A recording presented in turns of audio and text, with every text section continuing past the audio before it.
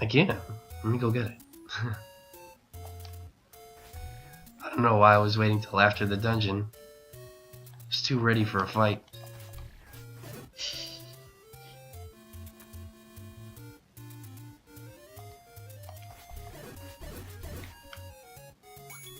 That is one benefit to the structure of this game that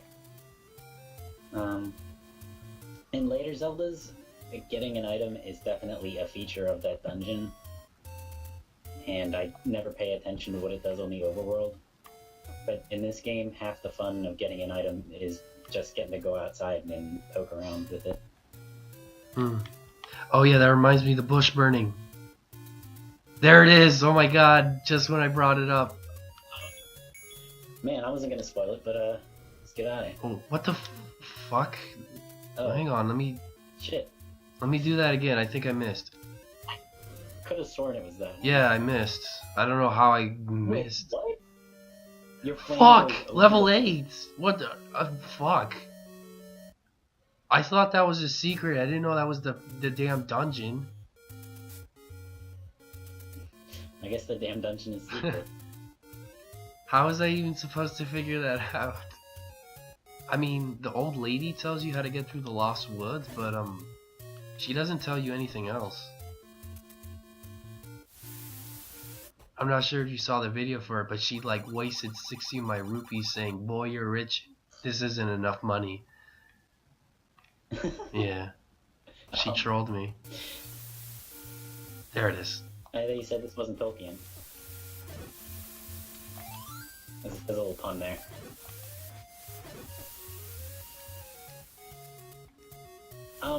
So this game has some underlying rules, but one, it's hard to suss them out, and two, even if you know them, it's not perfect. Yeah. To me, the comparison I want to make is with Mario, because Mario has the same thing kind of going on with, like, you know, invisible blocks or things like, yeah, invisible blocks or pipes, not pipes, fake walls where you run it. God, I can't get my words right. But I think you know what you're Like trying in to New Super Mario Brothers, when you run into a wall and just keep running, and suddenly the wall isn't Yeah. there anymore. Like in level 1, or not level 1, level 1-3 in New Super Mario Bros. Wii, where you get the Yoshi, there's one area where you can go into that it looks solid, but when you actually move towards it, it's actually like a cave. And then it becomes transparent once you move into it. And the thing is that there is a giveaway for it, and it's that it's a very subtle one too. It's that there's a little dip where if I had a picture, I'd show it to you. In fact, I'll do it when I'm editing this video, because I really fuck you. Oh, thank God. I was about to say you killed everything. Oh, that motherfucker! He got the last laugh. He did. Oh well, 6 hearts is plenty to kill that piece of shit. The thing about Mario is though that the critical path is always like explicitly laid out, and it's only getting coins or stuff that you need to do something obscure for. Yeah, you kind of have to do the obscure thing in order to even move forward in the Zelda games.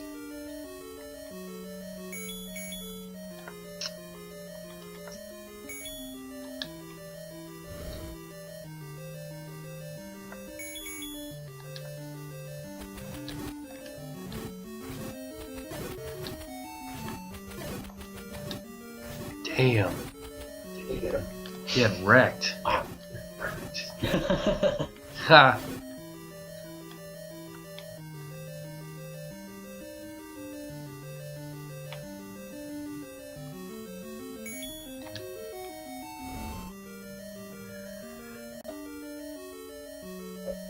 Alright. There's something you said earlier that I wanted to comment on. Yeah, items in the overworld. In this game, or not items, items in dungeons. You said they were like a theme, the theme of the dungeon in this one? In later ones. Oh, in later ones. In this one, I feel like Yeah, you don't use the boomerang to do anything when you get it. In fact, you can completely miss it. Same with the bow, you can completely miss it. Yeah, they're more. They're They give more. the mechanics, but they're not necessary. Yeah.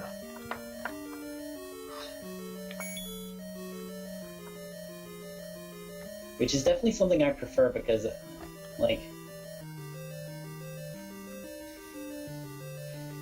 Like, it gives you more options. gives you more options. They're still kind of optional in the later ones, with the exception of the dungeon you get them in, because that's like where they sort of show you all the things you can do with them. Like in Wind Waker, there's that one part where they show you can lock onto things in a circle, or use it to like cut vines and crazy shit like that. I guess they felt the need to like sort of teach people what the items did, because they were able to get the items to do, just in general, do more stuff. Yeah, the mechanics in those games are a lot more dense. Yeah. Like, I don't know, bombs always kind of felt like the exception. Kind of, I guess. How do you exception in what way? In that, like in some of them they're optional. Like on, no, wait. Yeah, no, I'm wrong. It's not that, it, okay, first, I'm wrong in that they're not the exception. But the thing I think they try to teach you is that you can throw them or just plant them on the ground, and I guess with, I feel like a dumbass right now. So, I usually get that, but now I messed it up. Well, they still got more hearts than usual. Yeah. So, it's probably because I'm thinking of Link to the Past, where bombs, they didn't really feel required. Although I'm not sure, I'd have to go back and play that game. In Ocarina of Time, though, you definitely are required to do that. In fact, they deliberately make it so that you can't even pick up bombs, just so they can teach you, here's how you throw them, here's how you blow shit up. Here's how you can use it to fight enemies. Some enemies are weak to bombs because they have like armor, kind of like the Dodongo. I mean the mini Dodongos. They're weak to bombs? Yeah, I'm pretty sure they are. I think I always just hit their tail. I feel like it, yeah. Look at that, I only have one heart more than last time, because I digged around too much. Yeah, there's a lot of enemies. Yeah. I play worse when I'm talking. Ah! Oh, God.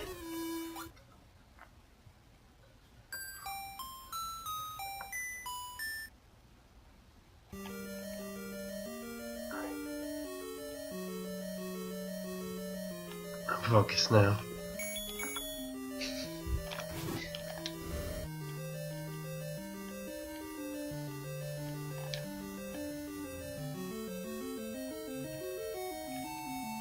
No, that's another annoying thing. It's going through the doors. Sometimes like this, when you want to go through a door and then you get stuck on the corner of the wall.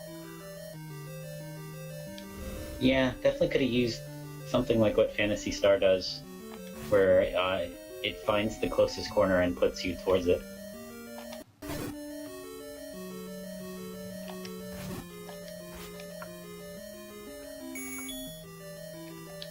Or maybe even just diagonal movement. Yeah. They got it with this boomerang, so I don't know. They might have. Who knows? Yeah, it's such a weird. Like with Star Tropics, it makes perfect sense. That's like very explicitly how the game is built. But here, it's just like, did they forget, or did they? I don't know what it is. Mm-hmm.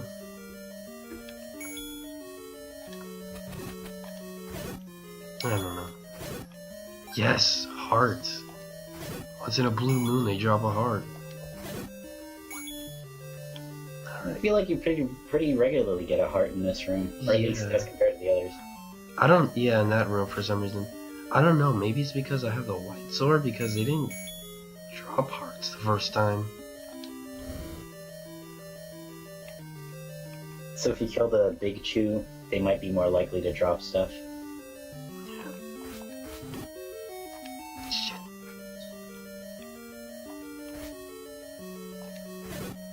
Got it. So those guys only die, like, you hit the Vire, and then they had to go all the way back into a wall before they transform? Yeah, that was something weird I noticed too, is that their knockback is gigantic. Or at least, potentially it's gigantic. They'll just keep going far back until they hit a wall, as you said. I wonder if you can use that to, like, Your advantage, yeah, definitely you can. herd all of the keys into one corner or something.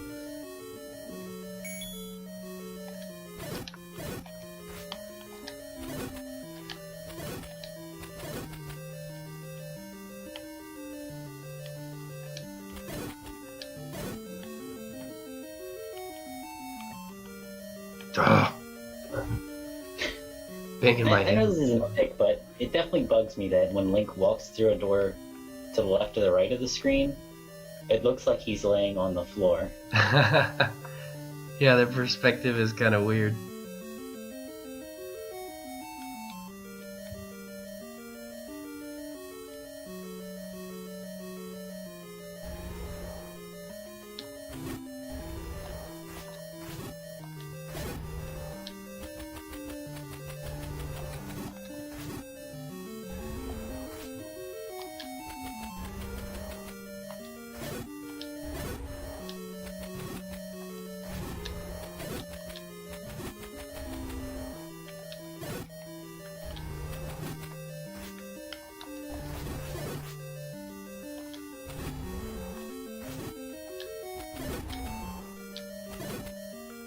Alright.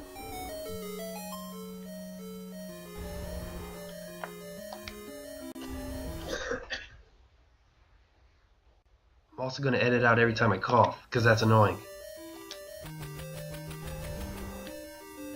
1, 2. 1, 2. 1. It's just a regular pace, right? Yeah. 1, 2. 1, 2.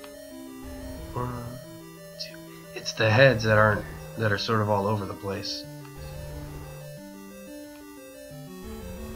This is usually how I play when I'm trying to figure out, how do I even want to approach this guy that I'm fighting. Where I sort of like dodge their attacks for a while and I'm like, okay, what's the pattern here? I guess you could say Mega Man sort of beat me into that. Kind of reminds me of someone stepping up to a free throw line and then dribbling a few times, like trying to get the feel for the weight of the ball. Yeah.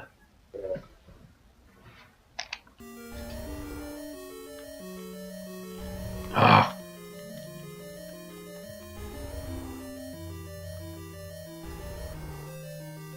Oh wait, I have arrows again.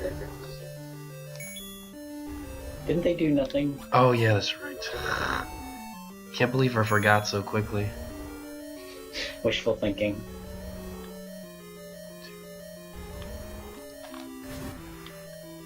Oh.